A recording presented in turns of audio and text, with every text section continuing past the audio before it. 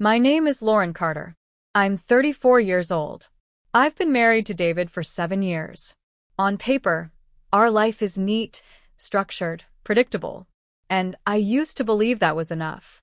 But routine has a way of dulling your edges, of erasing the woman you once recognized in the mirror. I didn't see it coming. The slow ache that crept into the quiet corners of my life. The ache of not being seen, not being wanted, until Ethan came back. Ethan is David's son from his first marriage.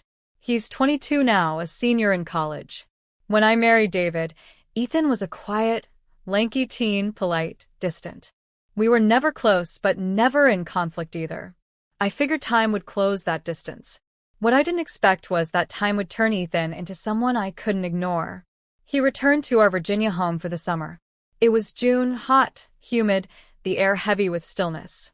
That morning, I was in the kitchen slicing a peach, wearing an old tank top and cotton shorts, thinking I had the house to myself.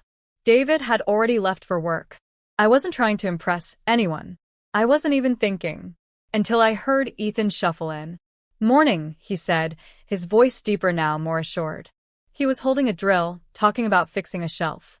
It was just normal conversation, but something had changed. I felt it before I saw it, like the room itself had paused, waiting. I caught his reflection in the microwave door. His eyes weren't on my face, they were on me. Not with awkwardness, but with certainty. My breath caught. I should have pulled my shirt down. I should have turned away. But I didn't. I just stood there. When the drill slipped from his hand and hit the floor, he stammered an apology and hurried out. But that moment it changed everything. His gaze lingered in the air like a spark waiting to catch. That afternoon, I lay on my bed fully clothed, my fingers tracing the outline of my waist, as if rediscovering it. I hadn't felt desired in so long. Not even by my husband. Ethan had looked at me like I was someone worth wanting. And no matter how wrong it was, I didn't want to forget that feeling. That evening at dinner, Ethan barely spoke. David rambled on about some project at work. I asked Ethan to pass the salt, and when our fingers touched, just for a moment, I felt that electricity again. I couldn't sleep that night.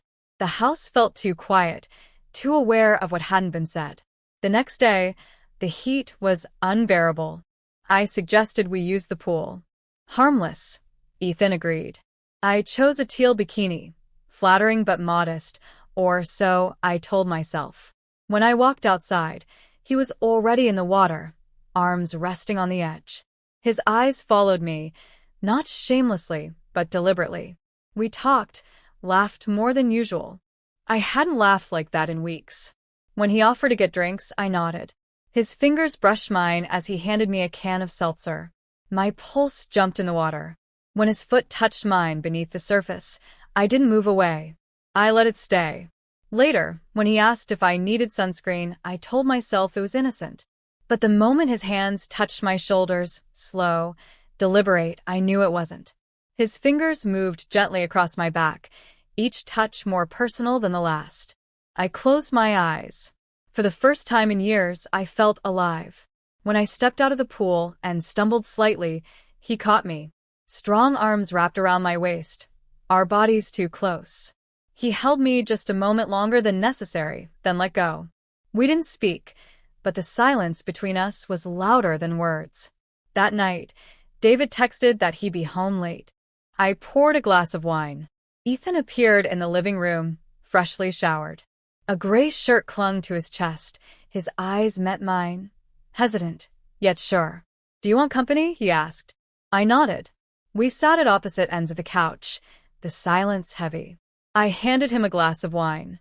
Our fingers touched, this time slower. He looked at me. "Are you happy?" he asked quietly. The question drained the air from the room. "I used to be," I whispered. "Now, I'm not sure." "I see you," he said. "Every day. The way you pause at the window. The way you smile when no one's looking. The way you've forgotten you're still beautiful." My throat tightened. "You shouldn't say that," I murmured. "But it's true." When he leaned in, I didn't stop him. When our lips met, it was soft, hesitant, almost reverent. His hands held my waist like I was something fragile. My hands pressed against his chest, feeling the beat of his heart beneath my palm. I hadn't felt intimacy like that in so long. Not just physical, but real. We didn't say much after. He held me like he'd been waiting to, and I let him. The next morning, he was already downstairs, sipping coffee.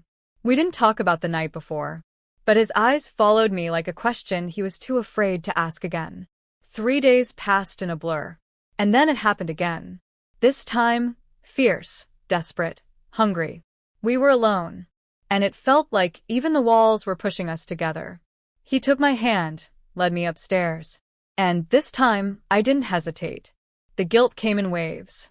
I lied to David, told him I was tired, blamed the heat. Ethan started texting me when he wasn't home. Short messages. Smiley memories. He began doing things around the house, fixing shelves, cooking dinner. It wasn't just a fling. It felt like something more. A relationship. But as summer began to fade, so did the illusion. Ethan asked what I wanted. What I really wanted. I couldn't answer. Because I didn't know if I could tear my whole life down for something I wasn't sure could survive beyond the heat of secrecy. David came home early one night. Ethan and I were just standing in the kitchen talking. But it was too close. Too familiar. David didn't say anything, but his eyes said enough. 2 days later, Ethan left for school. We didn't say goodbye the right way. Just a long hug. A glance. A silent promise. I watched him drive away from my bedroom window. Sometimes he texts me. Sometimes I respond. I don't know what comes next. I don't know if I'll leave David, or if I'll ever see Ethan again. But I know this, what we had was real. Complicated. Risky. But real. And sometimes, that's all it takes. To wake up the part of you thought was gone forever.